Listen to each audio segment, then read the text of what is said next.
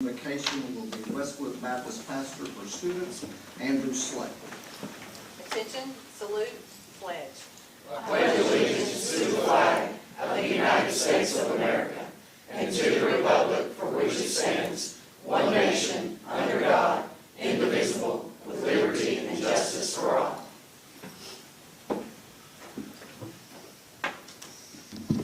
Let's pray. Heavenly Father, we thank you so much for this wonderful day that you've given us. Lord, your word tells us that the fear of the Lord is the beginning of wisdom. And I pray, Lord, for all in attendance as things are discussed that are very important for our city and for our county, Lord, that you would help us all to fear you, Lord, and to honor you, and that you would just give us wisdom and give our leaders wisdom and our mayor and those here wisdom as they make decisions for us, Lord. We pray that you would bless them and you would help them, Lord, and in the tasks and the duties that you have given them in this role for our city and for our county. Lord, we thank you for your goodness and your provision and your grace that you have shown us through your Son, Jesus, and we pray, Lord, that you would be glorified in this meeting. In Jesus' name, amen. Amen. Thank you, Pastor.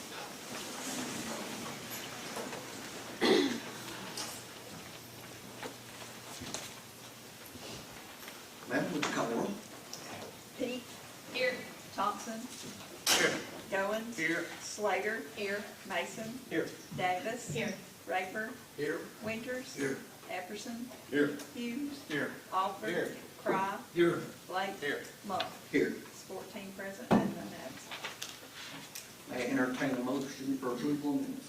I have a motion from Commissioner Hughes. Do I have a second? Second from Commissioner Goins. Any discussion? Call the roll, please. Peak. Yes. Thompson. Yes. Goins. Yes. Slater. Yes. Mason. Yes. Davis. Yes. Raper. Yes. Winters. Yes. Epperson. Yes. Hughes. Yes. Alford. Yes. Cry. Yes. Blake. Yes. Mull. Yes. It's 14 in favor and none opposed. Thank you, ma'am. Now a report from County Mayor, Mayor Davis. Thank you, Mr. Chairman, and good afternoon, everyone. The only thing I have to report is the COVID report for this week. The new numbers don't come out till this evening, but as of Friday evening, it was 669. They've gone up. Today, I'd put them over 700, I'm sure, so they've gone up about 200 in the last week. Hospitalizations are remaining steady, about the same number they've been for the last week. And they have, according to them, had 2 deaths. It's not been reported by the state yet, but 2 deaths in the last few days. Statement that I like to repeat all the time is I encourage people to get vaccinated. However, I trust the people of Bradley County to do the right thing and choose what is best for themselves when considering getting the vaccination. I do not believe it's the job of government to mandate or require what those choices should be. But again, I do encourage vaccinations. Have gone up about 1,500 in the last week, and I really believe if we're ever going to put this behind us, it's going to take people getting vaccinated. That's all I have, Mr. Chairman. Thank you. Thank you, Mayor. Motion for consent agenda, Commissioner Slater, Commissioner Winters. Any discussion? Yes, Mr. Blake. Thank you, Mr. Chairman.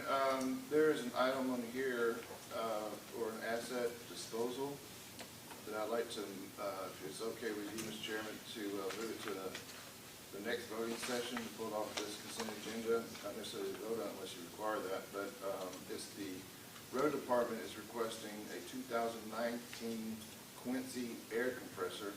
It was purchased 2 years ago, August the 10th, 2019, for $4,631. To me, 2 years, an air compressor should last a little bit longer than 2 years. So I'd just like to find out a little bit more about, did the warranty extend? Did we not get warranty? A little bit more about it, so if you don't mind, I'd like to move that to the next voting session. On the consent agenda for the next voting session. Very well. We don't have to vote on that, do we? Okay. Other than that, I'm good, thank you. Okay. Any other? We have a motion and a second. Did you get that, madam? The motion and second? Yes, sir. Okay. Call the roll, please. Peak. Yes. Thompson. Yes. Goins. Yes. Slater. Yes. Mason. Yes. Davis. Yes. Raper. Yes. Winters. Yes. Epperson. Yes. Hughes. Yes. Alford. Yes. Cry. Yes. Blake. Yes. Mull. Yes. It's 14 in favor and none opposed. Thank you, madam. Moving into reports from committees and our district, we'll start to my left, and Commissioner Winters. Mr. Chairman, I second what the mayor shared today. My wife and I both had our shots, double shots, vaccine. I encourage all those in our district and those in other districts to get a good doctor. All of us need to have a good GP, a good general doctor. I didn't get one until I was 60 years old. It was the best thing I ever did, because that doctor has given me great advice ever since, what I need to do. And if you have questions about the vaccine, talk with your doctor or have a doctor. And then you can make a very good decision for yourself. Some in my family are younger, don't feel like they should, but they have good doctors as well. And those doctors are advising them. When you have that, I think you've got a great trifecta if you have the Lord in the process. You have a good decision that you make yourself, you have a good doctor, and you also have the Lord on your side. I think you can work it out. Also, the edge of our district is Paul Huff Parkway. I went to dinner after church. Our pastor preached a little longer yesterday. But when you try to get into a restaurant, you stand there and you go in a restaurant and you're told it'll be an hour before you can get in and eat. You look around and there are tables open. There's nobody working to work those tables. And the people that are working very hard. I just encourage those that are looking to find meaning in their life to just find a good job. If that just help us get our food at the table for a period of time, they're going to get good tips from us. They're going to get good benefits from us. But we need to get people back to work. I had one other constituent talk with me this past week about the growth in our community and the growth that's happening, and had some opinions about growth. But one of the things that has to happen with growth, people have to go to work in this town. We've been able to encourage industries to come into this town because of the work ethic of those that are in our community. People will go to work and will work hard. We can't let this community get lost by the freebies that are being thrown by the federal government. I know they're out there for people in great need, and they should have those. But those that are just enjoying not working, it's hurting the community, and it's hurting people eating dinner. It's hurting people that are needing the workers to be out there in their businesses and their shops. So for our district, where that edge of Paul Huff is working, we're encouraging those in our district to just find that good job. This morning, I couldn't get through Hardee's because there's so many people trying to get there.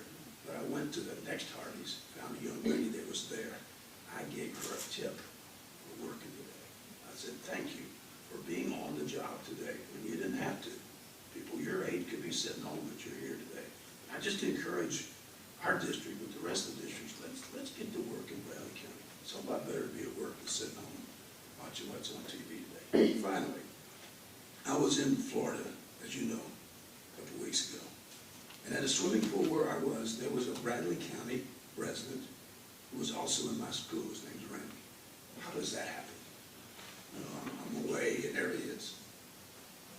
He was in Afghanistan.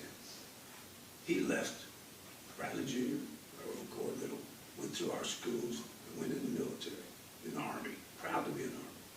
And when he jumped in the swimming pool, his hip did not work for him. He was having a tough time. He got out, and I said, what's the problem? He said, I was in battle in Afghanistan. I had this injury, and I'm waiting on veterans to take care of me. He said, they're taking care of me really well financially. And that's how I'm living my life now. But what I've seen on TV today is heartbreaking. And when you see a lady that's on the television screen and she lost her husband, lost her young husband because he loved America, it's terrible to see. We're fortunate to have this young man pray for us today. But you can't do that in Afghanistan today. Our guys spent 20 years in Afghanistan trying to make that country similar to ours where people are right. We need to remember our country in prayer today. We need to remember those veterans that are sitting here. Some of you are sitting here veterans. You know what it feels to be working for the government in the midst of your lives, your young lives. But these families that have lost loved ones and are looking at this today, they need us to rally around them. I'm going to check with this Randy guy. I'm going to talk with veterans a little bit to see if they can help him get his hip repaired. So all of that's in my heart today. And I think for all of us, we feel this. I I get to stay home a little more now since I retired. I get to see what's on the tube. This is the 20th year of September 11th. How are we going to celebrate September 11th when we sent military over to the people that sent those planes to us and killed 3,000 plus people? And now we walked away from it. It's going to be tough to deal with. It'll be tough to deal. That's all I got, Mr. Chairman. Troubling times, Commissioner Thompson. Mr. Mayor, I talked to a lot of people who've had these shots. I've had mine. A lot of people haven't had shots. And, you know, we got the far left that tells us one thing, we got the media that tells us something else. And we can't really pack it on the doctors or whoever, it's the media. And the White House, the far left, the Democrats. And so that's their problem. It's not a doctor's problem, and it's not the people's problem. They just can't make up their mind. I got a wife that can't make up her mind because of that.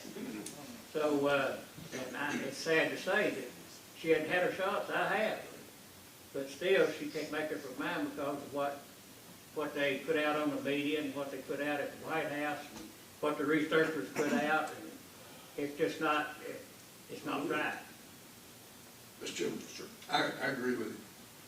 I'm just saying doctors are a good asset to be talking to. They're not the problem. They're the solution for every one of us. As the mayor was saying, it's up to each one of us to make that choice. And the best way to make the choice is with a good doctor, as well as your wife makes her choice, my wife makes her choice. We know that. That's the way it works. But our doctors in our community will give us good advice. I trust all of that. I know. Thank you. I'm not gonna talk about lies and choices, I'll just move on. Commissioner Rackford? Thank you, Mr. Chair. It's hard to follow that, those good statements. A couple of things. First of all, this week, I want to thank Commissioner Mason. He coordinated a joint effort of city and county and several media members, and we went and saw the tired up sites. And folks, we got a real problem all throughout Bradley County, and there's not an easy fix to it. We're going to have to make some tough decisions, and we're going to have to start prosecuting. But before we prosecute, we got to find out who they are, and then prosecute, and then hopefully our cleanup effort will begin, and we'll join in as a county and do so. So thank you, Commissioner Mason, and we've got to join together and keep this going. This is awful, and right down there, and where we're developing new industry, it's right in the doorway of it.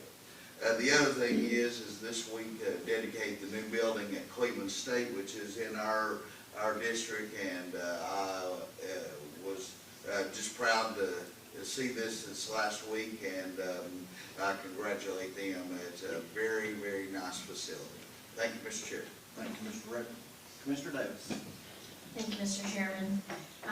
Last week, Commissioner Slater and Commissioner Mason and I visited our schools in the 6th district, and part of the 5th district goes to some of those schools. So we were able to visit Waterville, Black Fox, Lake Forest, and Valley View.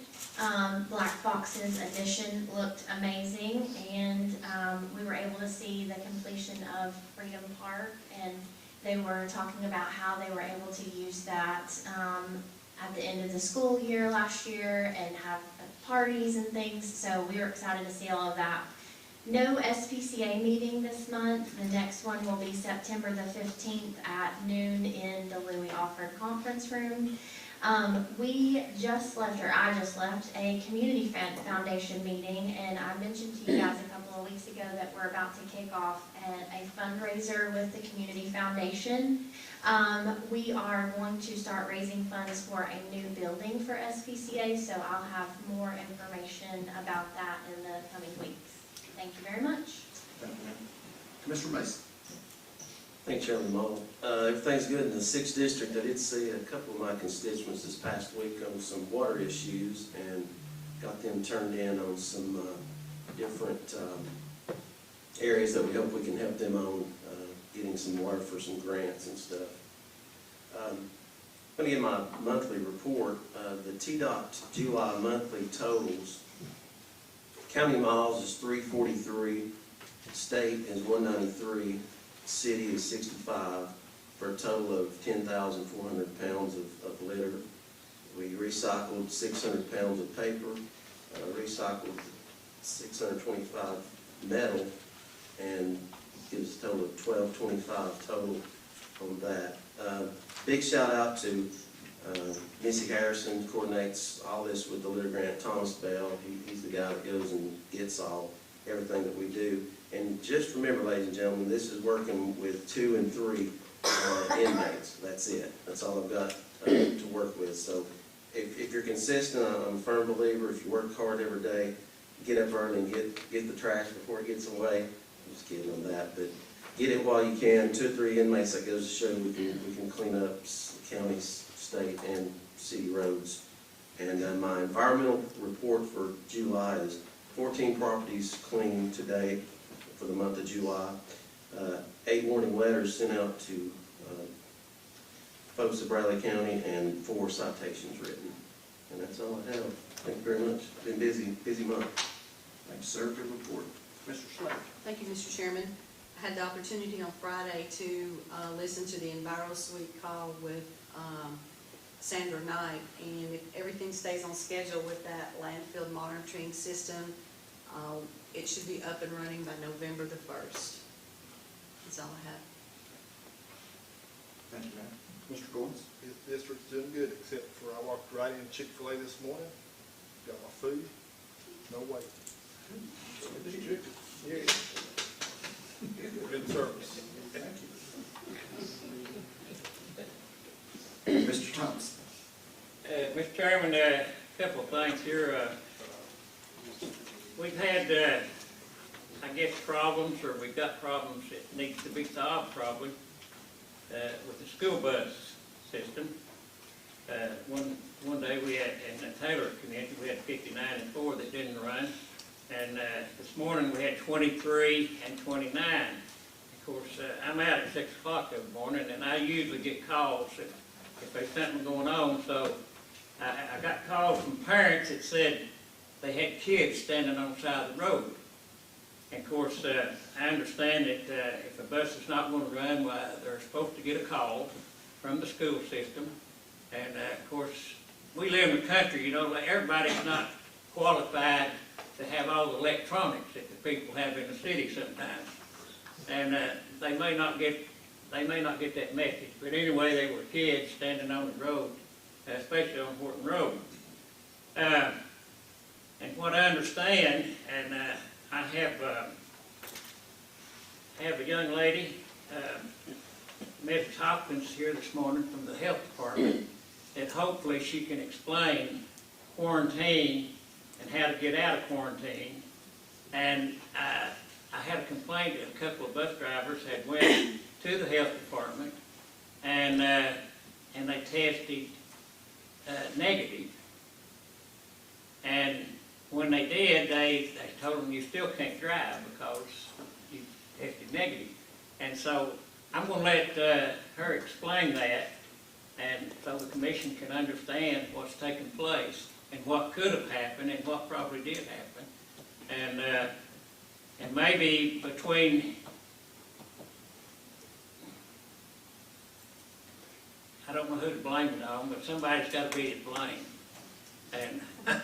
And so anyway, after she speaks, I'd like for Ms. Cash, Dr. Cash, to come and speak to us on the situation too. Okay. Ms. Hopkins. Thank you, Commissioner Thompson. My name is Brittany Hopkins. For those of you who don't know, which I'd say several of you do, I'm the County Director at Bradley County Health Department. Commissioner Thompson did ask me to come and speak, and I don't know the ins and outs of the scenario that he has in question right now. I'm not familiar with that specific scenario. But I did, when he first called me, I did offer what may have happened. And then it just prompted me to think maybe it's a good idea to go over quarantine guidance with you so that you guys in your communities could know what's the latest quarantine guidance as it pertains to COVID-19 and any exposures.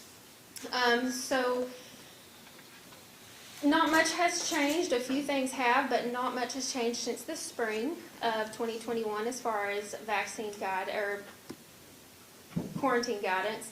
But what I can tell you is if someone has been exposed to a case, so we know someone is considered a case if they test positive for COVID-19.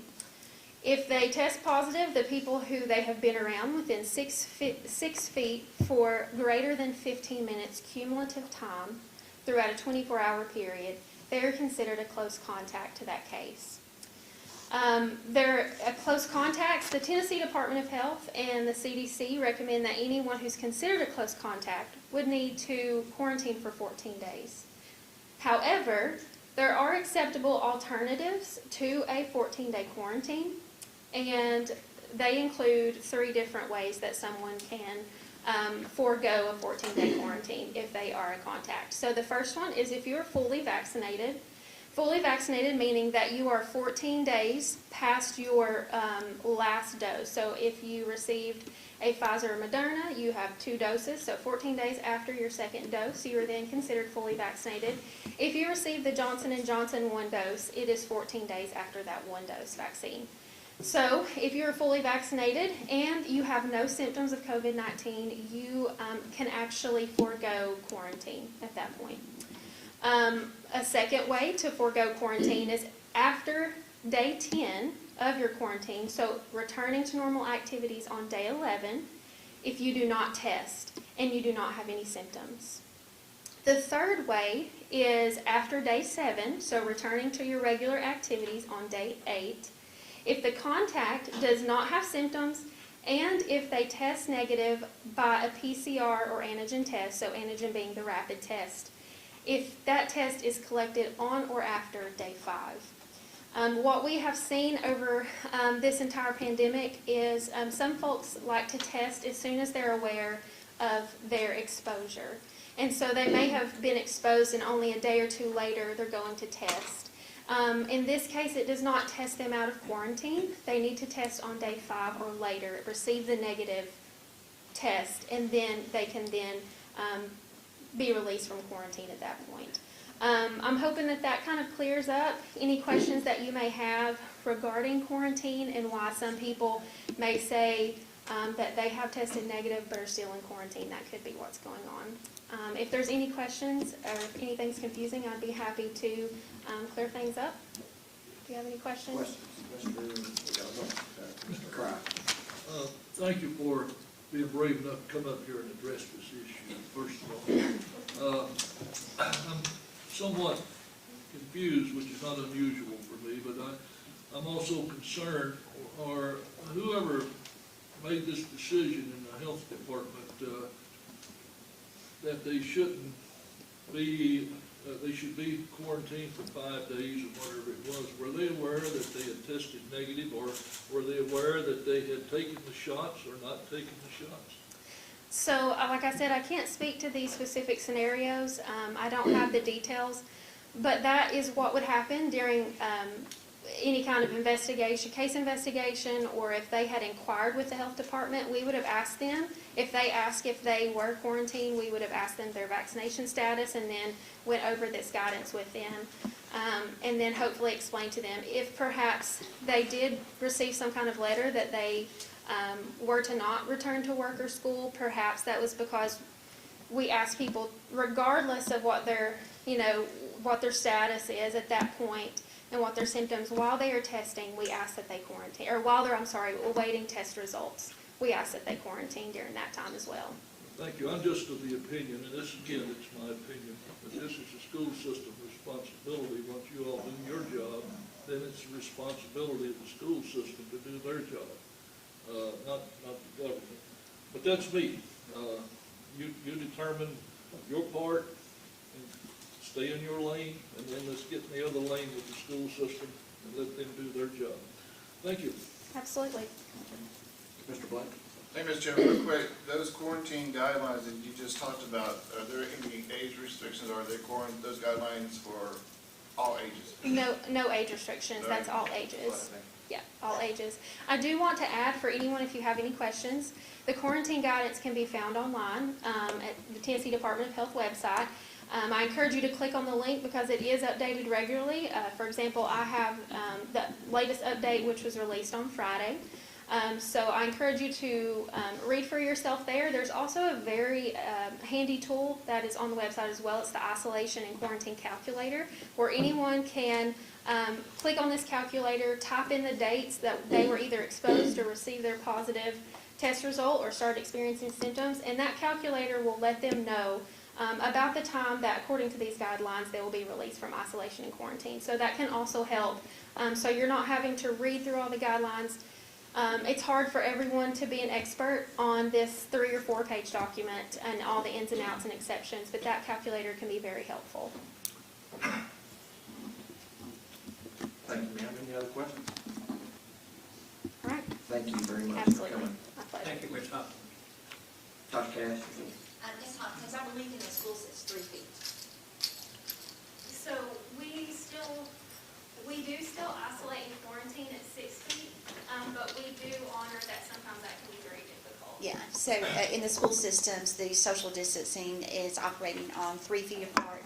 And so just wanted to clarify that there are some different guidance. And I also want to point out it is guidance and recommendations. So we try to work as closely as we can with the health department. And our health department is actually very, very good with working with us and communicating with us. We have, I can't say enough about their abilities.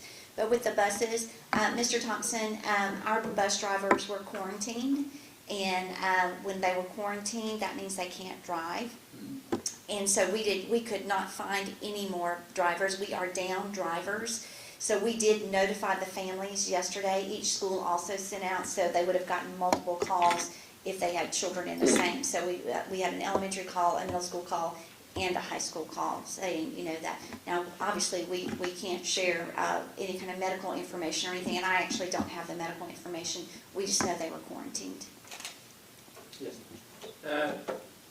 One question I would like to ask, and I don't know if it's even possible or not, but if we have a driver that's quarantined, and of course I know you're contracted with these contractors, and they're to furnish the driver. But if we have one bus that's not going to run, why could we not some way have one bus to be an hour late? Well, we actually have run late buses. Our issue yesterday, particularly when we were looking the timeliness of the notification, and then we also know because we were dealing with multiple schools, so it was the transfer that was the issue. And if we run another bus, we're running a bus now. It's an hour that we're running behind, and for those drivers to get there and get back, we were very concerned about the students being standing and left standing. And then if we transfer in the afternoon, and let's say that I'm bringing high school and middle school back to a school, we're not guaranteed that we have parents there to pick them up. And then again, they're running an hour late, so now you're 6 o'clock at night before you're getting kids home, because those routes are running an hour, so some of them don't even finish their routes before 5 o'clock. So we have run double routes, and we also have a crowding issue. So if I load those buses up, I've got crowding issues and students standing. So our hope is that we are finding drivers. We have our bus department right now looking for drivers and wanting to train drivers, and I think Cleveland City and the rest of us are on the same spot. We're down some drivers. I got one more call yesterday. It said I had to sit on the floor this morning to get to school on my school bus. There wasn't no seats. And I understand overcrowding. I've driven a school bus myself, and I know sometimes we overcrowded. But still, the law's changed so much that they should be set down according to the law. Everybody should have a seat. And without having knowledge of what that bus route was and getting into it, I would not have an answer for you. Right. That's another reason we could not run those buses, is because we would be overcrowded. But, you think, I don't know how we get the word out to these people. I hate to see kids stand on the side of the road early in the morning waiting on a bus. And I know there's not gonna be, if you get the word out, there's still gonna be a lot that's not gonna get the word. Yeah.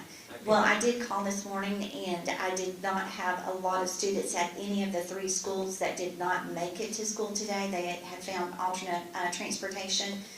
So that I would say the majority of them did receive the message, but we do put it out there, and we put it, you know, I mean, we make our all calls, we send texts, we do as much as we can. Most of our families have a cell phone that they're getting, and we also call the home lines as well. That's all I have. Thank you, Mr. Casey. You're welcome. Commissioner Big.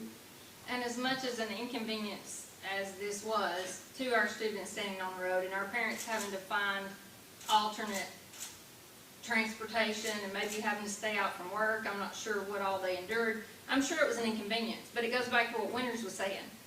We don't have the people to work. We can't force them to work with the federal incentives to stay home. So there's not anyone to blame or anyone's system to blame. And you definitely can't blame the health department for putting out their guidelines. They put out the guidelines, you can follow them if you want to, and you don't follow them if you don't want to. But apparently if you're in quarantine, you're in quarantine. And the decisions that you had to make to decide if you want kids there, if we run the double, I'm glad y'all looked into the double route, because that's what we were thinking too, double routes. But we have simple minds when it comes to this stuff. We don't look where you looked, and you saw that kids may be at school at 6 o'clock p.m. and not have someone to pick them up. So I appreciate you looking into all the aspects and making the decisions that you guys have to make, and we don't have to make them. Now, some of the comments online this morning I did not like, and they were blaming the mayor's office and the county commission for this debacle. And, you know, all you can do is what you can do. You can call them as much as you can call them and prepare them for no buses to run, but that's all you can do. So there's not anyone to blame except for federal government, and if they would quit giving the incentives, we may get people back to work. But I appreciate everything you do. I would like to say that's the last thing we want to do is not be able to run buses, but you also have to look at some safety issues with crowding and timelines and pieces. But I will also tell you that with the technology that we do have, and all of our students are one-to-one, lessons would begin to be uploaded so the students would have access to the academic needs. Thank you. Any other questions, Dr. Karen? Mr. Hoffman? Just a question, Ms. Cash. I know you're doing everything you can, but has anyone reached out to the state? I know I was talking to the Cleveland bus people the other day. They said it takes a month and a half to get a bus driver certified to drive a bus. Is that pretty common? Because I know, you know, you got people sitting up there a month and a half to get just to drive a bus. I'm not sure That's so that ridiculous. There's strict regulations on that. It's got this really bad. Yeah. I'm not sure of the timeline, but I can tell you in Bradley County, we have once someone certified to train our bus drivers, so I'm not sure of that timeline, but I don't believe it's a month. But there are some rules and regulations that we have to jump through before we can even get them started. My point is, has anyone reached out to the governor? I know EMS says he's kind of backed off on driving some of the ambulance drivers and things, you know, that they don't have quite as much stringence as before. I'm not sure. It's always a constant conversation. Gary Austin, who is retiring this year, it's always been in that loop. You've got to help us with this. But there are, of course, obviously health regulations, but then there are driving regulations too that they have to pass. So it does take time. I mean, it's not going to happen in days. It's more like weeks before you can get that happening. But as far as reaching out to them, I can check with them. I do know that our local legislatures are very actively involved, and they do listen, so I can reach out to them, but I would have to turn that over to the transportation department because I don't know the rules and regs of how long it takes. I know that it's intensive though. It's not easy. Yeah, I'm sure when Howard and I used to drive a bus there once in a while too when I was a teacher. All you had to do is get one little simple license. You didn't have to know everything about a bus. But you do now. You have to know everything about the bus, the maintenance, the operations, everything. I know. Thank you. You're welcome. I know you gotta get a bus endorsement, and you gotta have a medical card. Yes. And without the medical card, the bus endorsement's no good, so. Yeah. anyway, there's things you have to go through there that, it takes a little while to get a license to drive those. I know the government has, the federal government has let up on some of those rules. I know the truck drivers and everything they have, and they don't check them as often. Right. But Now- still, for your liability, well, Right, and we want our children to have people who are Right. very knowledgeable and can drive safely too. Right. So we safety comes first. they don't want no people like me and Louie anymore, do they? No, sir, I don't think I would recommend that.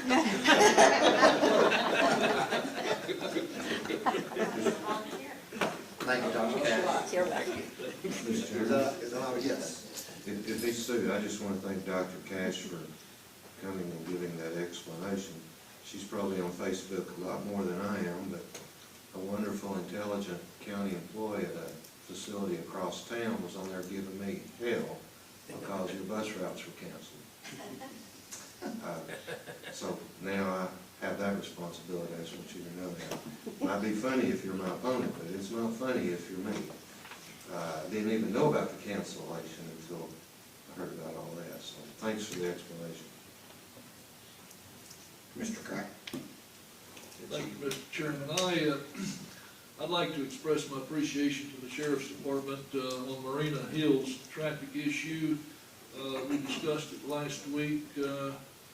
They immediately that afternoon sent a patrol car down there and started doing radar and circling around waiting for the culprits that were going the wrong way. But they did catch one person speeding, and to have an appreciation for that, one has to go down there and travel those roads around Marina Hills, and you'll fully understand how bad it is to speed in that area. But we still have a problem. How they got a subdivision approved with a one-way street only around, I'll never know, but it happened about 45, 50 years ago. I'd like to ask the road committee if they would consider putting speed bumps on that circle down there. Maybe that will slow them down. When I go across the speed bump, you'd think the whole car disintegrated sometimes, but maybe that'll slow these people down. If we could do that, I would appreciate it. Add that to your agenda there. And on, one more item, pick up on Commissioner Winters. Looks like we're going through Saigon Redux. It's number 2 here. It might even be worse in some respects. I was there along with some others, and I witnessed it earlier, what it's like. It's not pleasant when you've got people that are helping you, and you leave them and you abandon them, and they wind up with their head cut off or something. It's sad and it's disgusting, but again, I'm just saddened by it. Thank you. That's all I have. Thank you, Mr. Crack. Mr. Peak. I have nothing, Mr. Chairman. Thank you. Mr. Blake. Thank you, Mr. Chairman. I probably shouldn't go to the Afghan conversation because I get emotional about that. But it is sad because when you're in a foreign country and you're in a combat zone, you rely on a lot of the locals. And we know what's getting ready to happen to them. Anyway, last week the comptroller was in town, and a few of us had a chance to go there and listen to his words. So what I'd like to do is ask the commissioners here this week if you'll let Lori know what works best for you. It's about time here the next month, probably the first, second week of October, for us to come together and start putting some thoughts on the federal money. And basically, you will let Lori know if you're keen to a Saturday morning for a couple of hours, or I understand college football rains on Saturday, or if sometime during the week, but we basically need a couple of hours of your time outside of a work session. This is a lot bigger than that, if you will, so we can start that conversation. So if you'll let Lori know sometime this week, we'll start putting some dates in place and all that kind of stuff. Other than that, 3rd District is doing well. Thank you, Mr. Chairman.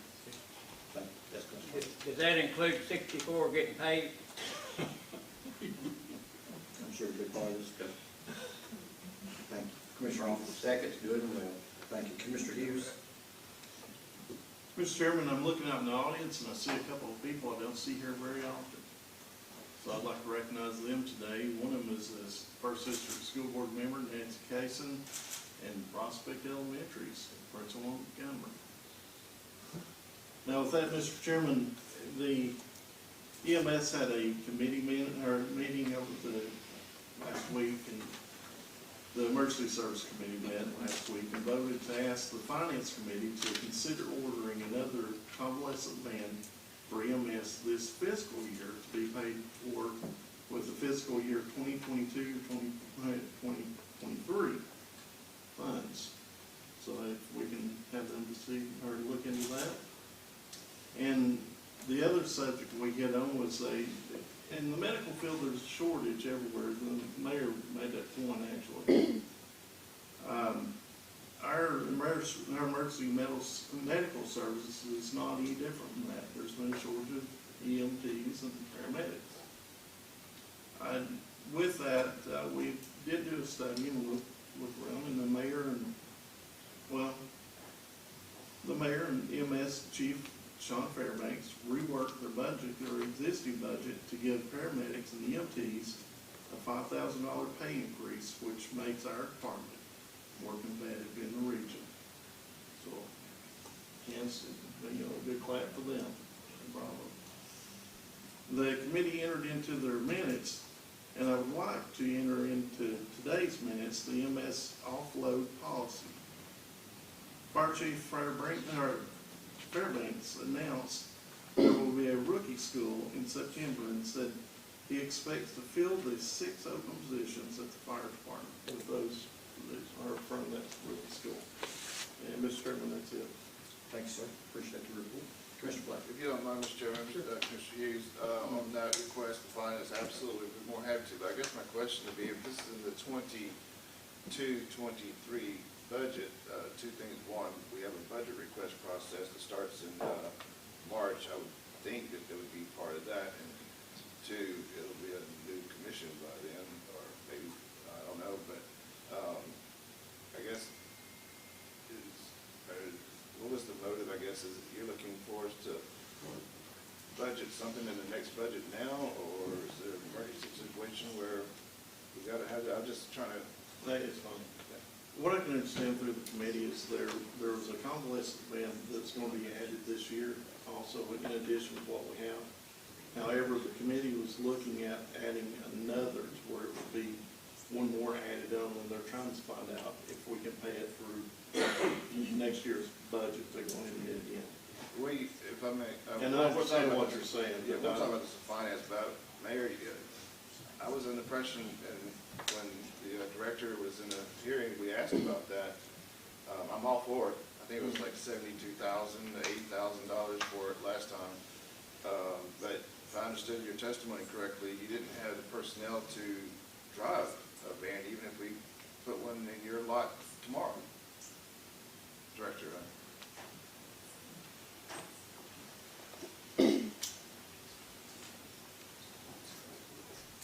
We did discuss this in committee, and what we were asking was if the commission had money like they did last time. And then it got into Mr. Alford wanting to see if they could make it work this year.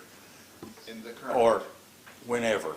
That was Mr. Alford's, not mine. Sure. But since the pay raise, I put on 3 EMTs this morning and looking at putting 2 paramedics on. So the pay increase has started bringing people to Bradley County EMS. In addition, they're getting their $5,000 sign-on bonus. All that stuff's working. So I appreciate this commission and Mayor Davis working out the details that we've worked out with the pay. And I want to focus more on convalescents at Bradley County. They are the paying trips, per se, for our industry. They are guaranteed money. They're settled through the insurance company before we ever go get that person. We know what we're getting. So I want to focus on that area more by putting more convalescent vans on the road, keeping the ALS trucks available to run emergencies, and therefore not tying up those ALS with convalescents. But everyone wants to go to Chattanooga to a doctor's visit. Everyone wants to go to a Chattanooga hospital. I need more trucks. Now it's happening that I am getting employees. So it would possibly work out to where this is going to be good. I was just asking if you all had money left like you did last time in the commission to get another van. And by the way, the vans went up. They're like 86,000 now. I think that's what it's all. So that was my question to the committee, and then it kind of took off from there. So we'll have to go back and maybe Lori could look at the minutes and see where it went. Well, that answers my question. I've always been a proponent for it. Yes, sir. Many times I wanted you to have, that you didn't have personnel to. But we'll take this up, Lori, if you'll put this on the September 7th finance agenda, we'll take this and discuss it a little bit further and come up with an action plan. Sorry. No problem. Commissioner Grant? For those commissioners and the public who weren't at the meeting, the committee meeting, to hitchhike on what Mr. Fairbanks said, when you get outside the Hamilton County boundary line and you go to Nashville to Vanderbilt, you're talking $20 a mile, all right? 100 miles is $2,000. And you go to Knoxville, I don't know the boundary line on Knoxville, but the money's there. Now, we only get about 45–50% collection on our billings. These billings are 100%. So it really has a dual purpose.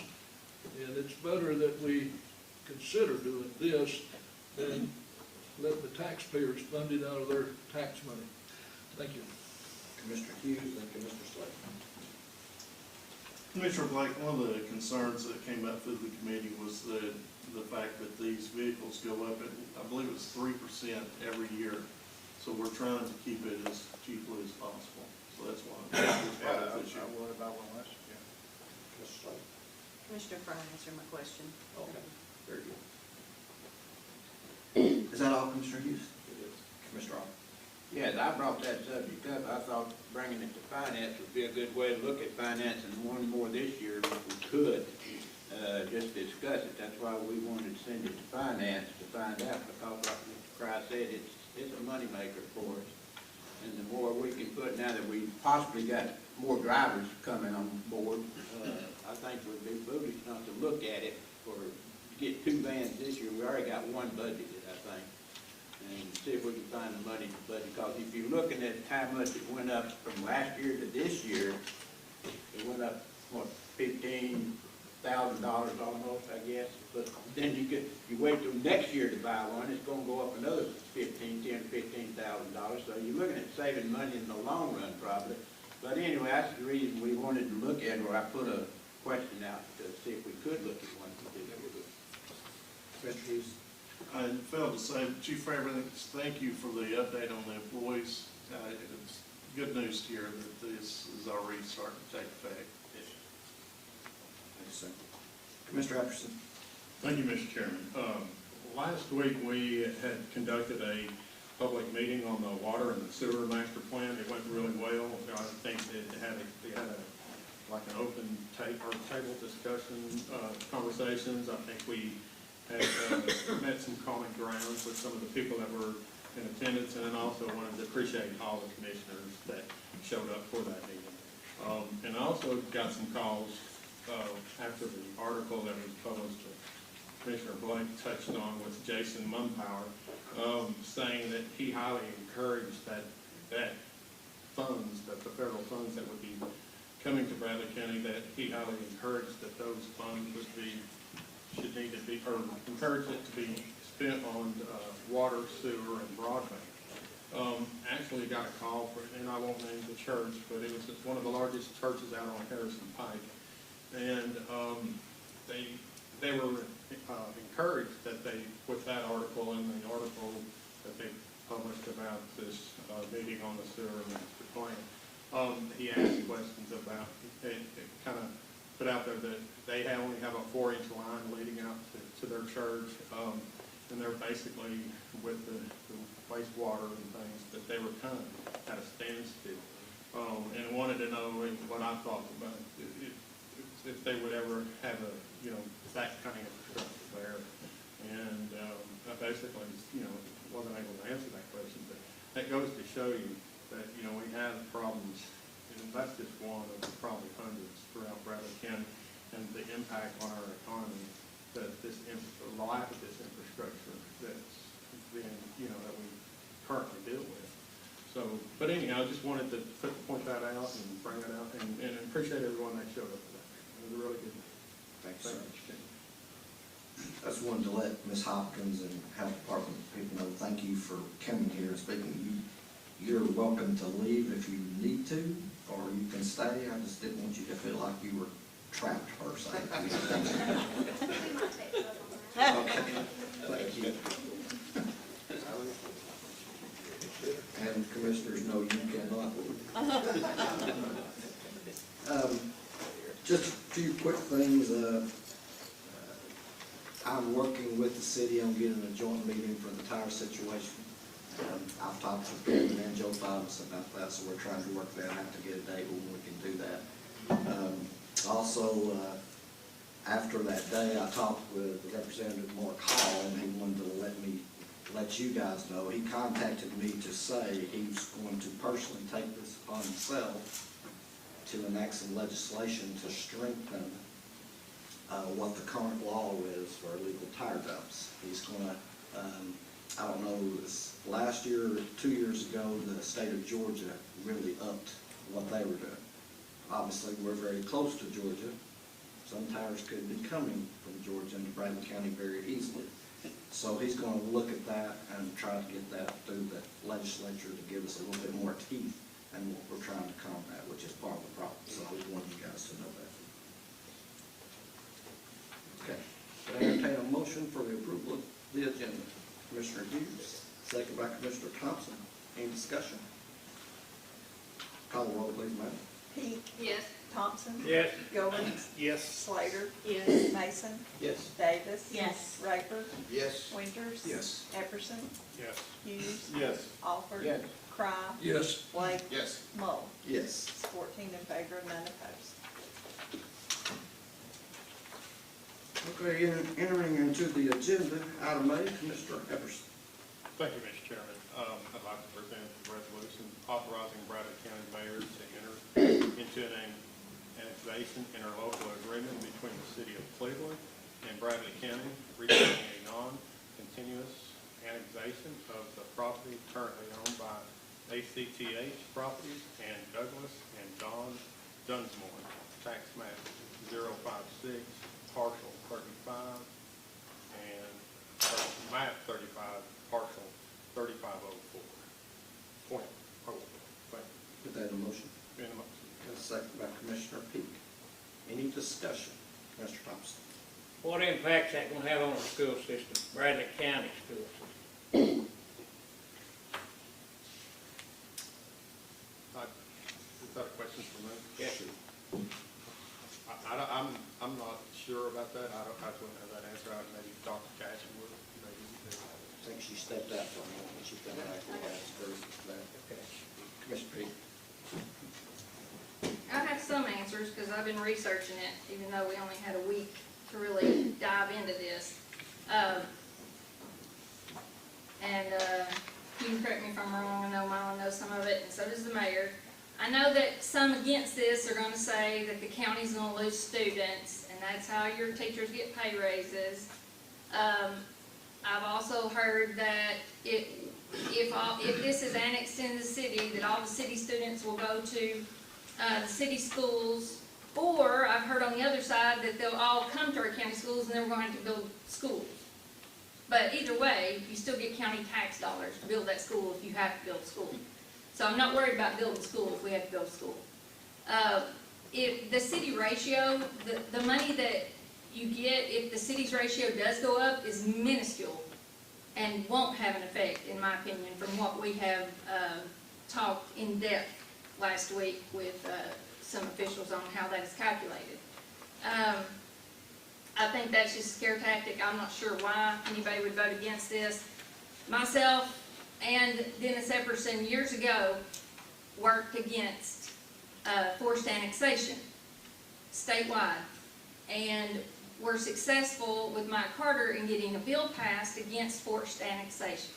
And that means that cities could not come in and take your land anymore, even if they were in the urban growth boundary, they still cannot come in and take your land without your permission anymore. So to get annexed from then on out, you have to request from the city of Cleveland or any city you're in if you want to be annexed. That's the only way that you can get into the city and benefit from their services. So I am for this annexation. I'm not sure why anybody would be against it. Especially, I'm for private property rights as well. And if this private property owner wants to request annexation and wants to go to the city, I don't even think we're talking about a quarter of a mile. The Bradley County Road Department has agreed to the city annexing the entire road, so we don't have the road problem that we've had on other non-contiguous requests in the past. So if the city's taking this road, we don't have any maintenance on it. We don't have any maintenance going into the subdivision if it's annexed in the city. We don't have to provide any services that I know of. 911, I don't think it'd be a big problem for them. If they call the county versus the city, and the county gets there as the police or whatever, and they see that it's city, I'm sure the county can go ahead and respond since they are there. It's not going to be a debacle like everybody's, it kind of makes me feel like the liberals up here trying to fear everybody into voting against it. There's no logical explanation to vote against it. This property owner requested annexation, and I can't vote against it because I fought against forced annexation. And now they're requesting to annex in. It's their right, it's their property. When I don't even know why we're even voting on it, actually. I don't even think it's our decision to make. If that property owner wants to go to the city and the road going to their property is going to be annexed into the city as well, and somebody else is taking care of it, then I don't know what we're discussing. I just don't understand it. It's not going to be an impact on the schools, in my opinion, from what I've researched all week long, talked to everybody there is to talk to about what it could do, and I don't see the issue whatsoever. If we have to build a county school, build it. They're getting county taxes twice if we are. I mean, not twice, but you're still getting county taxes, whether it stays a county subdivision or it stays a city subdivision. We're only talking about 94 homes here. Even Winter said last week that we don't have affordable housing in Cleveland because we have no more land to develop. So this guy wants to develop it, he wants to pull it into the city so that he can get services from the city, and I say it's his right to do so, and I'll support it 100%. Before we move on, got Mr. Cry, Mr. Everson, Ms. Thompson, there was a question asked by Commissioner Thompson about Dr. Cass. Dr. Cass, if you'll come up, he was wanting to know what the impact would be to the schools. First, let me say, I am not a builder, and I can only tell you that that area is zoned for Prospect, so students in that area do go to Prospect. So the cluster that's there, Mr. Montgomery, J-Mac, the cluster that goes to you now, so all of that is zoned for Prospect. So if any other housing in there is not county owned, it would not be zoned for Prospect, it would be zoned for a city school. Mr. Cry. I'd like to take the opposite position. I'm one of those that Commissioner Biggs said she couldn't understand why. I'd just like to start by saying I am opposed to the non-contiguous annexation of the property referenced in the resolution. What is proposed in reality is the creation of an island outside the city limits of Cleveland, and I would like to remind everyone this is the third island in about the last 3 years. Racetrack area on APD 40, putting the sewer lines under the interstate off Freewell Road is number 2, and this one here is number 3. And then the possibility exists, not been taken to court to say that it can't be done, that the city can start annexing property off of this island. Whether that's true or not, I don't know, but it scares the living daylights out of me and the people that live in the rural areas. In addition, when you do this, you're placing an additional burden on the county taxpayers. I appreciate the city agreeing to accept responsibility for 1,508 feet of the road to the proposed site. Unfortunately, this is not the most direct route to the development. Pleasant Grove Place Southwest is the most direct route, and it is in excess of 1,508 square feet, approximately 4,000 square feet. We're talking 0.8 of a mile is the most direct route. This has been verified by the county road superintendent. I have spoken with her. Also, this does not address the upgrading of the existing road to where it would be safe for the additional 94 lots when they are developed. It does not allow for the additional wear and tear on the connecting roads, the side roads, caused by the increase in traffic to the roads. It is evident the roads are not designed for the increase in traffic and would create a safety hazard to the existing Bradley County citizens. The additional burden on our county schools from the students located in this proposed annexation is not adequately addressed. No nearby city school services the proposed annexation. The city school zoning would probably be Blackbear, Arnold, Stewart, or the new school on Georgetown Road. It is very unlikely that parents would want to send their children the distance to a city school. Black Fox and Prospect would be the likely choice of the families. These schools were basically fully occupied. Black Fox just underwent an expansion. This expansion was partially the result of city students attending the school. I'd like to let people know that the budget we give the city of Cleveland 0.2752 cents of our property tax, which is 15.4% of the property tax to the city, because these people pay county taxes and we give them 15.4% of our property tax for that purpose. If they're so great with their management of their money, they should build schools down there. And that's my view, and I won't elaborate, and I'm sure I'll be challenged here in a couple of minutes. We'll go from there. Thank you. Thank you, Mr. Epperson, and then Mr. Thank you, Thompson. Mr. Chairman. I was going to try to make a few comments and then try to answer maybe the question that Commissioner Thompson posed. They expect approximately 226 residents that would actually then become part of the first district. It would probably depend on how many of those residents, 226 residents, how many school-age kids that would be within that planned development. And I said this before, and I know this is our third annexation, and that where we have to do an interlocal agreement. That was actually something that the state legislators had come up with after they realized that where Charlotte had talked about how we had took away the ability of forced annexation. Actually, there was only 3 states in the United States that was doing that, and Tennessee being one. So now there's only 2. We worked really hard on getting that done. But anyhow, and I know I had made a comment before that we will see more of this, because basically it's the lack of infrastructure that Bradley County has is why this has to happen. And because it's not feasible for a developer not to develop without city sewer. So you're going to, and I'll say this again, you're going to see a whole lot more of these until this county commission does what it should do 20 years ago and try to put infrastructure in to where it's ability for developers to develop and help people achieve the American dream. And I also would like to point out that the road that the county will take, or the city will take, leading to this planned development, which I know from my own experience, and then that's also going to be shown up into the master plan that's supposed to be released here in 30 days, the inadequacy of the fire hydrants that we have. That developer will have to put an 8-inch line up that road. He will have to put fire hydrants every 500 feet. So all those people that you see around there in this map, we're going to now have fire protection that they don't currently have.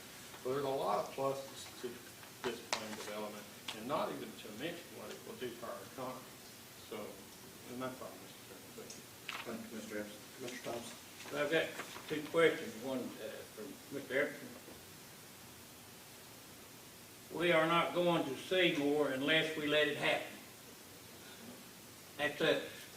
If we let it happen, we're gonna see more of it. If we don't let it happen, then we're not gonna see more of it. That's what it's all about, annexation. And next of all, my partner, Mr. Peak over here, says, why would y'all vote against it? Well, I wanna know why you would vote for it. I mean, unless you love that city so much that you have to vote for it. Thank you, Mr. That's Thompson. all I got to say. Commissioner Blake? Thank you, Mr. Chairman. I'm Mike, I gotta be honest with you, I know we've had a week to look at this, and it's on me, but I would like more time to answer some questions that really can't be answered right now. I've heard different things, that if the annexation will take in, property out there, and how it affects the, private schools. So I would like more time, and basically ask for this to be moved to the September 7th, voting session. That'll give us the, work session, between now and then, and we obviously have that extra week because of the 5th Monday to go and, to the places you need to go to get the answers to the questions you have. I understand the process that we put this on the work session, put it on the agenda, so the rules were adhered to, and I respect those. But it would, I think, be beneficial to put this on the September 7th voting session. Still continue the conversation, I guess, but I do have one question if I make to the county attorney. Crystal, from a procedural point of view, if I make a substitute motion to move this to the September 7th work session, and that gets voted down, then we obviously go back to the original motion, which is Commissioner Epperson's motion to vote the resolution yes or no. If it gets voted down, what's the process then? Is it kind of like the planning commission that the whole process starts over, or can I put it on the September 7th voting session again? Because we have had it in the past where something perhaps didn't go the way Commissioner wanted, and all they did was wait till the next voting session to put it up on here again. So if it gets voted down today, can we put it back on the voting session on September 7th? I guess that's my basic question to you. Well, one, if I understood your motion, or what could be a substitute motion correctly, what you're asking to do is move it to the next meeting. So, if that were to pass, Then it automatically goes to the next one. then it would automatically go, and we would not need to vote on the doesn't go underlying back to the motion. original If your motion. substitute were to fail, Right. then we would go back to the original. Right. If it's voted down today, it could be brought up again. For instance, if it gets voted down, the city could say, well, is there something you want changed about the interlocal agreement? Because there have been discussions back and forth, and that's how we came to the draft that we have. Yeah. So certainly if there was a change, or altering in some way of the interlocal agreement, or a change in circumstances, something we didn't know, then yes, a commissioner could ask that it be put back on the agenda to be voted on in the future. Thank you very much. So in essence, the substitute motion that I'm going to make here is the same as voting for no on the resolution, because it's coming right back, ladies and gentlemen. I mean, it's not that I'm for or against it. It's just, you guys know me, I like to have all the ducks in a row. There's a lot to this. Like it's been mentioned, this is now the third non-continuous annexation request, and I was looking at the growth map, so it was called, last night, and it was developed in 2010. The 20-year growth plan, and the year, I guess, that the legislature made it, they did away with the forced annexation was after that. So I think there's a lot of questions that I need, that I'd like to ask and get answers to in order to vote consciously on this. So with that, Mr. Chairman, I'd like to make a substitute motion to move this resolution request to the September 7th, which is our next voting session. I think that's my motion. Yeah. We have a motion to move this to September 7th. Do we have a second? Second from Commissioner Peak. Now we can have comments. Mr. Carter. I'm opposed to that. We have had forced annexation, or whatever you wanna call it. One item over by the racetrack, second item over on Freewell Road. If we don't know what we're doing by now, and we've had a week plus all the time that it's been rumored that this was coming, we have another problem. And I'm opposed to that. But also I'd like to address, while I have an opportunity here, the comment that was made, we're running out of land down there. We're not running out of land. I've got the map here that they can annex land contiguous to the city all they want to. You go down to the industrial park, on the east side of the industrial park, that's all city limits, and then they can annex from there. And if you don't think there's vacant land down there, you need to go down and drive around. Johnston School Road off South Lee Highway will bring you into the back of the industrial park. There's all kind of vacant land down there. And you come on around First District, come on around to the Sixth District, and there's vacant land all over the place. I'm just opposed to creating islands. This is the third one, and we're going to be surrounded. It'll look like the Philippines around here before we're through. That's all I have. Thank you. Commissioner Pete. Sometimes people say stuff without even knowing the true facts about it. There is no vacant land that's available for us to develop because it's not for sale. Second misconception is the city does not annex anymore.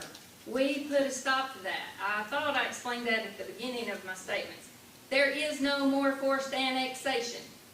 So, in order for the city to grow at all, they have to, a landowner has to request the annexation. And then the city can actually tell them no. But that's the only way the city's going to grow, is if someone requests it.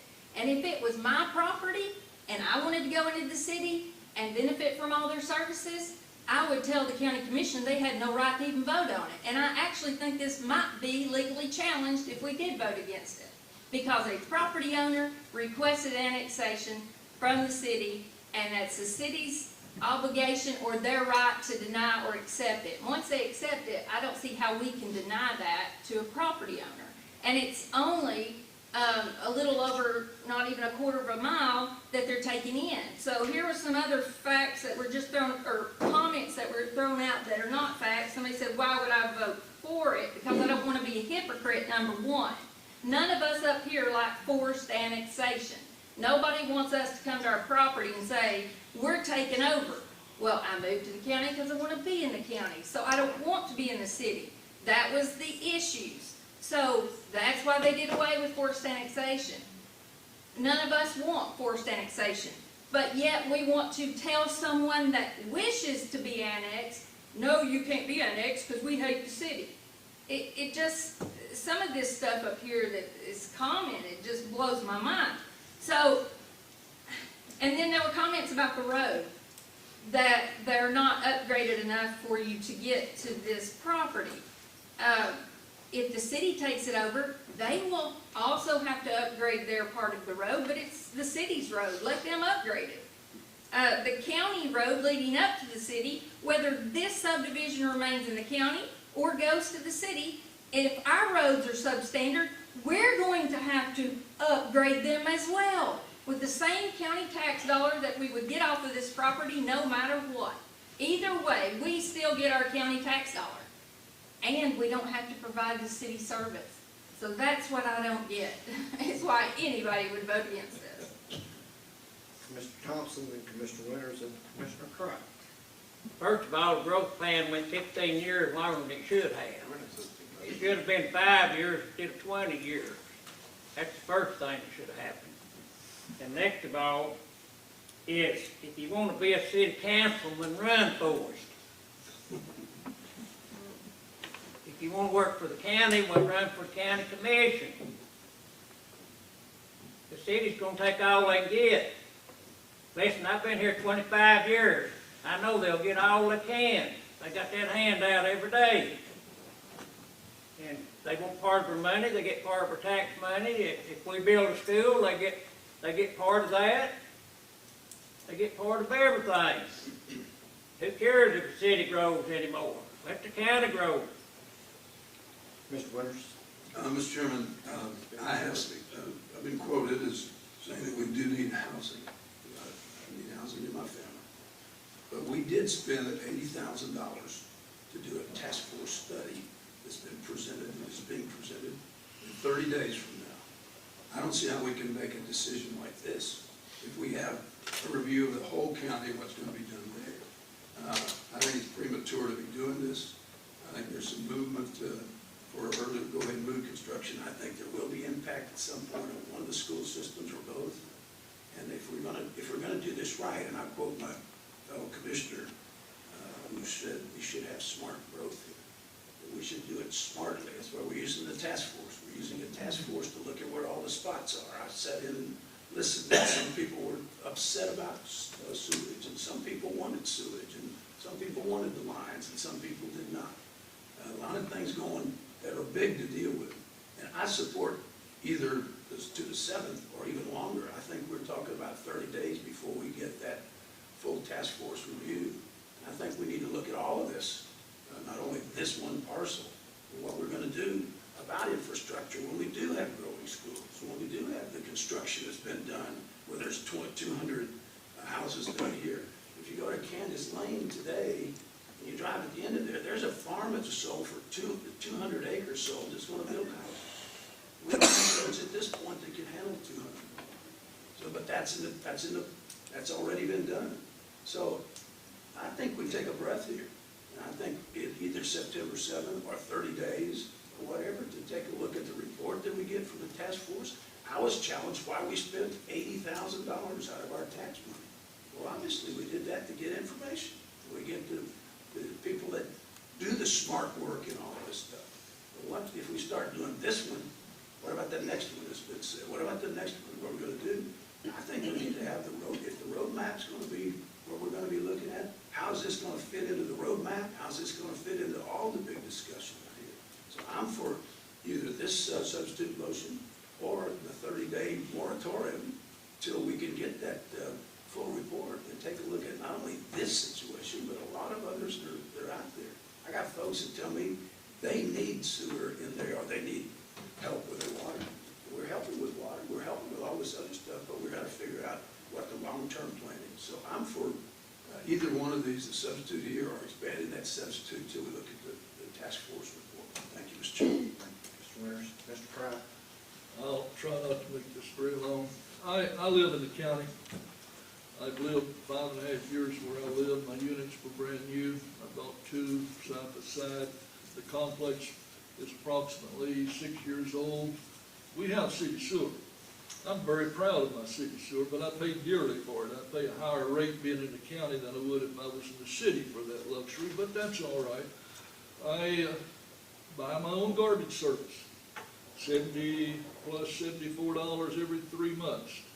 The county has an adequate number of patrol cars there through my complex very frequently, and I have no issue on law enforcement. And I just wanted to make that point, and I'm going to stay quiet. Mr. Deaple. My final comment is we won't get sewer even if this study comes in those areas for years down the road.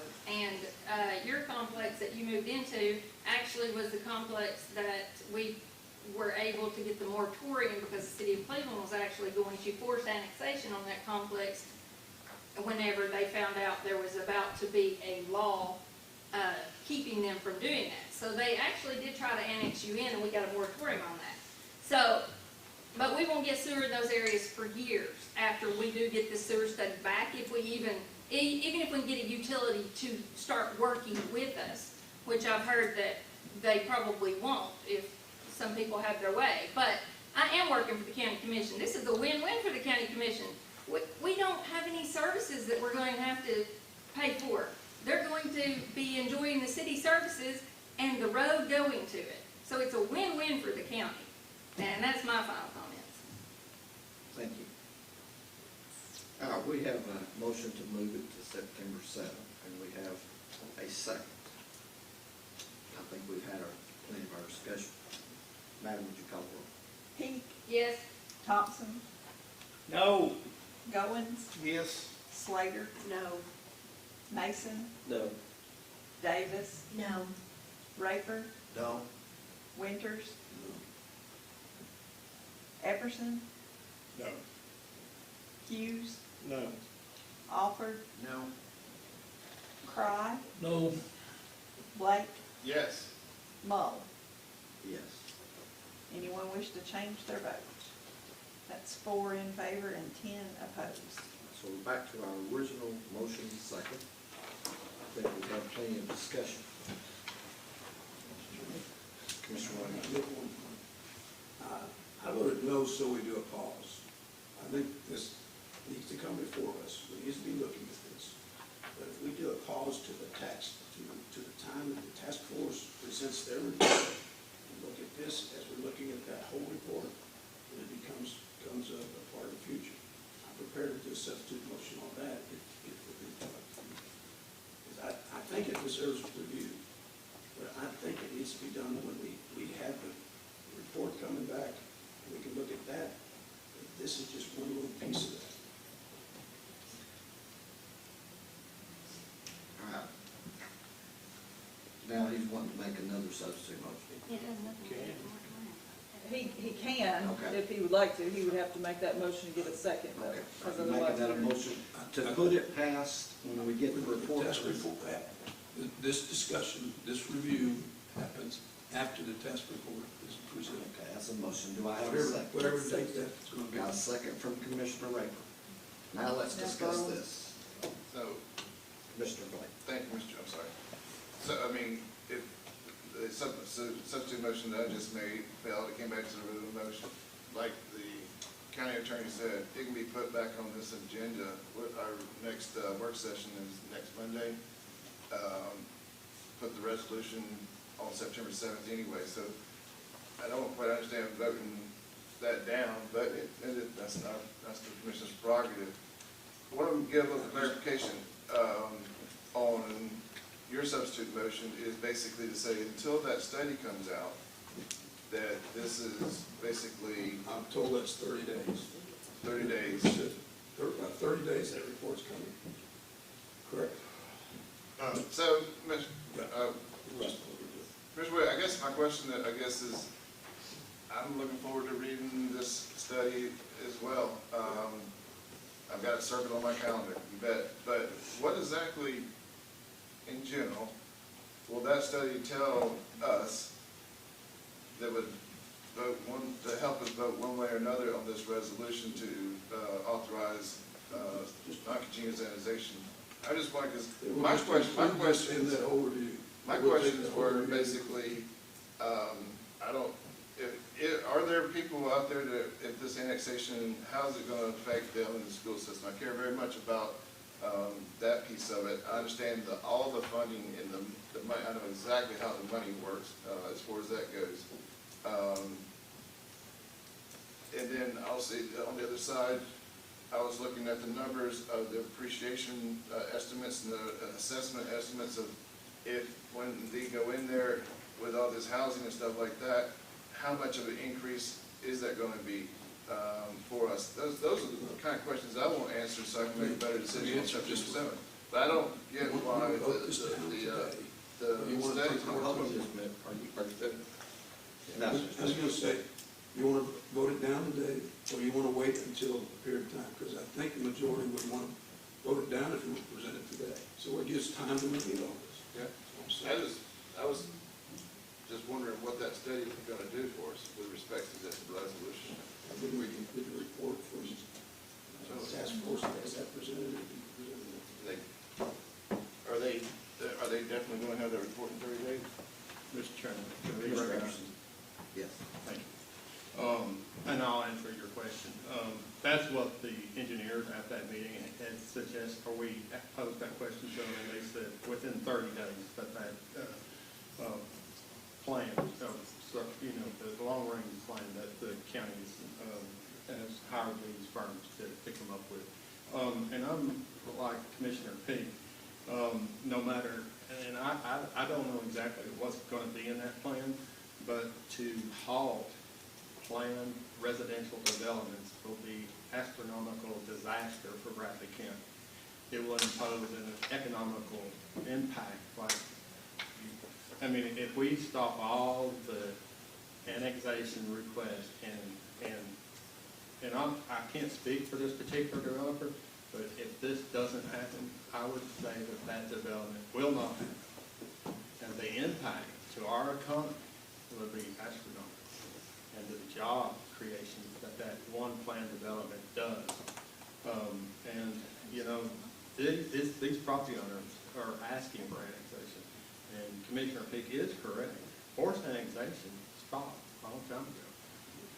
Commissioner Peak and I worked really hard on getting that done, and it got done. And then people have to ask for annexation. So as far as developers, we're behind on trying to supply affordable homes, housing. And this is the only way that developers can provide our community with affordable housing, is to do it like this, and for it to be feasible, and then keep the cost down for homes. So just wanted to throw that out there. I mean, it would be a devastating blow to the development community if this does not pass. Thank you, Mr. Anderson. Commissioner Boyd? Yes, I was just wondering, is that an identical, motion as, substitute motion as before? No, it's asking for it to be after the study, which will be after 30 days, and his was until our next meeting, September 7th. It's about a couple of weeks different.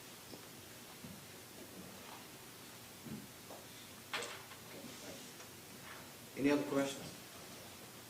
All right, so the motion on the floor is to move it until after we get the water sewer study, which is approximately 30 days. And the chairman said it. And then we have a second by Commissioner. Can I make another substitute motion? Not to this one. Not to this one. Not to this one. Are you sure? Yeah. Once this one's voted on, then you can make another substitute. Can I make another? Unless it passes, yeah. I got one need to make. I haven't called the roll. Peak, No. Thompson, No. Goins, No. Slater, No. Mason, No. Davis, No. Raper, Yes. Winters, Epperson, No. Hughes, No. Alford, No. Cry, No. Blake, Yes. Mull. Yes. Anyone wish to change their vote? That's 4 in favor, 10 opposed. Now you can make a motion. I make motion, we vote. Anyway, Now I'll go back to the original motion. We're back to the original vote. Right, let's vote. Back to the original motion. I think we've, I don't remember who made it. Commissioner Epperson and second by Commissioner Peak. And it would be exactly as written in item A of your agenda. That is correct. No changes to that. Yes. Commissioner Peak. I do have one final comment I forgot to mention. Somebody mentioned that the road going to this new requested annexation property could be annexed by the city without them wanting to if it touched it. That is the incorrect statement. The city can never annex your property unless you ask. It doesn't matter if it's touching the city road or not. I don't recall ever making that statement, but I have a city map that I've got here marked with the most direct route. Madam, would you call the roll, please? Peak, Yes. Thompson, No. Goins, No. Slater, Yes. Mason, No. Davis, No. Raper, No. Winters, No. Epperson, Yes. Hughes, No. Alford, No. Cry, No. Blake, Nope. Mull. Yes. Commissioner Blake, you said no, is that right? Yeah, I said Okay. Anyone wish to change their vote? That's 4 in favor and 10 opposed. Motion fails. Now, moving into item B. Commissioner Blake. Thank you, Mr. Chairman. This is basically a budget amendment from the school board. You see it's the $3.5 million that they're moving from their fund balance into their lines in order to pay for the turf, the tennis courts, and all that kind of stuff. Yeah, this came through finance, passed 5-0, but that formal motion, thank you. I have a second. Second by Commissioner Winters. Any discussion? Is it an hour and a half? No, sir, Mr. Rector. I just want to make one point. I'm at Walker Valley. I have not seen Bradley's, but it is unbelievable. It's some of the best money I think we've ever spent since I've been on the commission. And beautiful facility, and I'm sure Bradley's going to be exactly the same way. But in fairness to them, I have not seen it yet. But I have Walker Valley's, and it's outstanding. Thank you, Mr. President. Commissioner Blake? Thank you, Mr. Chairman. I'll get to see this new turf on Friday because yours truly is going to be working the concession stand. Right, I guess at the end zone there. Cooking popcorn? Popping popcorn, so come by and get your popcorn. Clean old popcorn. But I appreciate all the, we've gone back and forth with the school board on this and all that kind of stuff. That being said, it's well known, my youngest one was over at Cleveland. They had the turf, and it makes all the world of difference, I can tell you, from the practice and all that kind of stuff. So I look forward to this Friday. I guess it's the first game for Walker Valley, and look forward to working the concession stand. So that thing. Any other discussion? Call the roll, please. Peak, Yes. Thompson, Yes. Goins, Yes. Slater. Yes. Mason, Yes. Davis, Yes. Raker, Yes. Winters, Yes. Epperson, Yes. Hughes, Yes.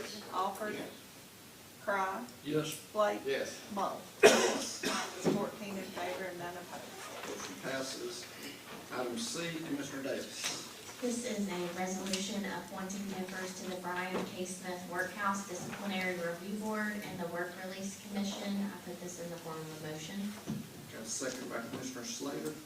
Any discussion? Any discussion?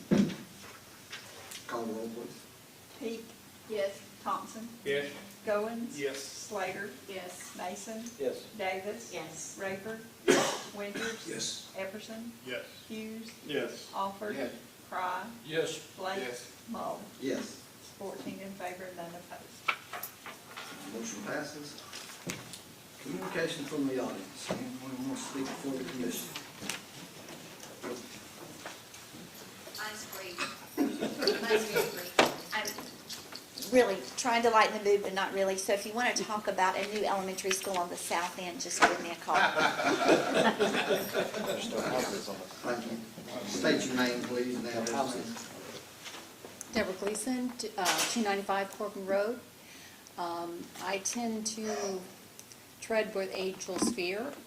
So I just wanted to make my statement in regard to the shot, and that we are denying our people in this community both sides of this issue and the data. And you can state that the doctors will tell you and the health department will tell you, but they are only relying on the numbers that they're given by pharmaceuticals and by the AMA and by CDC, which has already been found to not be reporting appropriate information on the vaccines reaction that people are having and dying from. All we want, there's many of us that just want the facts to be presented to our community. Our hearts are for our people. And for you to deny them both sides of the issue, who's dying from the vaccine, who's dying from COVID. That's all we're asking. And we have a group that will make a concerted effort to start to present those facts so that we don't kill off our people, which I know that many of you sit there and think that I'm being extreme. I'm being extreme because the American people are not being presented all the facts. And the only thing you'll hear on the news media is the one side. I am not prepared to give you all the facts at this point in time, but we will start to make that effort. And I just want to let you know, I think that it's disastrous that you are not allowing the people of this community to understand what exactly is going on and what these shots are doing. I'm not an anti-vaxxer person. My children got vaccinated, but they were vaccines. The science shows that this is not a vaccine. The science shows that the masks don't work, but we have ignored that. We have totally, in fear, run to whatever we've been told by the mainstream media and by the CDC, and it's not accurate. If you go on the CDC site, the VAR site, you will see for yourself. You check it out for yourself and see only about 1%, 1 to 3% is even being reported to them. And you will see on that site how many people are dying from the shot. I will not call it a vaccine. So I'm here because my heart hurts that I see people living in fear and they're not being given all of the information. We are only doing one side of it, and that is a travesty. And I think that it's time for the American people to start voicing this and saying, we want to hear this from our leaders. We want to hear this. We want to know that you're educating yourselves. And we are happy to give you the information that's very, it's not a fairy tale. It's facts. It's scientific facts. And we'll be glad to provide that information to each of you so you can start educating yourself on what really is going on here. I've had COVID. I survived it, but it's because I take care of myself. I make sure that I'm getting exercise and I'm getting my vitamins and my rest. We don't hear any of that from the health department or from any of our leaders. What can we do to sustain ourselves through this? What can we do to help ourselves overcome these things? We are not educating our people in health, that they need to take care of their health, that they have things out there that can counter what's going on in the hospitals. People are getting put on a ventilator and dying when they could be given hydrochloroquine or ivermectin that is proven to get them through serious complications. But we don't hear anything about that. My question is why? Why are we not hearing about it? Thank you. Thank you, Ms. Cleve. Anybody else want to speak for the question? Yes, sir. Just state your name and address when you get up here, please. I'm Stan Herder. I live at 119 Benwood Trail, Old Parksville Road area. And this week starts redistricting week. The census figures are out, and that impacts Bradley County a lot because 10 years ago the legislature treated us like deli meat and divided us up into districts, and we have 2 congressmen and we have 2 state senators, and divides our influence with state government and with U.S. Congress. With the Senate district, we have enough population to represent 60% of the district. If we were all in one district, any one of y'all could do a better job representing the people of Bradley than someone from Riceville or someone from Chattanooga. So it's very useful. And if one of y'all were in the state Senate representing Bradley, you might get a dump truck to come get some tires out of the county from the state highway department. Or you might get some new bridges, or you might get one more building for Cleveland State. Likewise with Congress, we're divided into 2, and we have 2 congressmen that I don't know if they really know where Bradley County is. They're here about a month before an election, and I'm here today because headline is about new numbers, and they're talking about how to divide up Bradley County again. And I think it's time to unite Bradley County. It's also time for strict construction of the state constitution. Our legislators want our judges to be strict constructionists. In the Constitution of Tennessee, it says in multi-county districts, quote, "No county shall be divided in such districts." It's time for them to reunite Bradley County. Let us have more influence with the state Senate, with one of y'all going to the Senate, and in Congress, where with 100,000 people, one of those congressmen would visit us. One's from Murfreesboro, and one's from right next door in Chattanooga, and his district goes up to Kentucky. So I would ask you two things. One, pass a resolution directed to the Tennessee legislature saying, please unite Bradley. Put us in one congressional district and one Senate district. The other thing is I would invite Senator Bell, who's chairman of the Judiciary Committee and who I think is writing the districts, invite him to bring his committee to these chambers for a hearing on redistricting to ask the people of Bradley if they want to be treated like deli meat and thrown into multiple districts or if they would like to be united. Thank you for your time. Thank you, sir.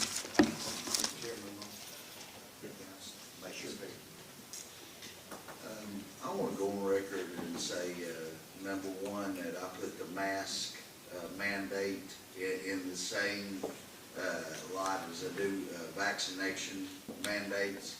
And I support the mayor when on giving people choice. To me, it's big government, it's government mandates, and I can't support it. So thank you, Mayor, for your stand on that. Thank you, Mr. Chairman. Real quick on redistricting, I met with Wayne Owensby on Friday about 1 o'clock, and at that time he had not received any communication with the state comptroller's office with respects to the census data that we have to use by law in order to do redistricting. As soon as he has something, he said he would let me know, and then I'll forward that on to you, and then we'll start the process of redistricting at the county level, which obviously affects the school boards as well. But as soon as I have something, I'll let this commission know. Thank you, Mr. Blake. Commissioner Hughes? First off, I agree with Commissioner Raper about the vaccination. I honestly believe it's a personal choice, and one that's made a decision that's made between your health professional and yourself. The other is our school board member, Nancy Case, is here, and I have a quick question. You may not be able to answer it because I really want it to be a quick question. Have you heard any updates on the drive that goes around Hopewell School and where we're at with that? Yes, I have, and we're there. We're going with it. We're going with what we have, not necessarily what we want, but we've got something going. Do we have any potential timeline on that? No, sir.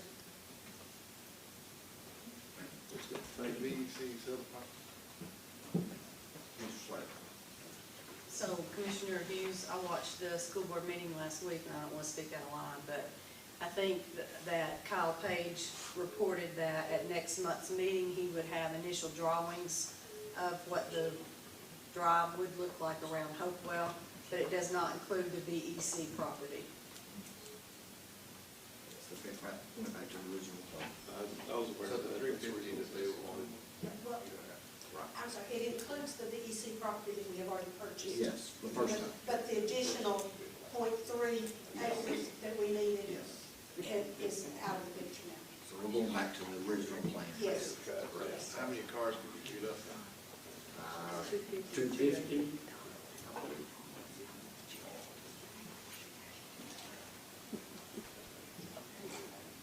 No more questions? Motion to adjourn. Oh, wait a minute, got about announcements. Monday, August 23rd, 7 o'clock, meeting here at the courthouse, Main Street, Cleveland Mixer. Today at 4 o'clock at Terra Brewing Company, I think the coffee place. Motion to adjourn?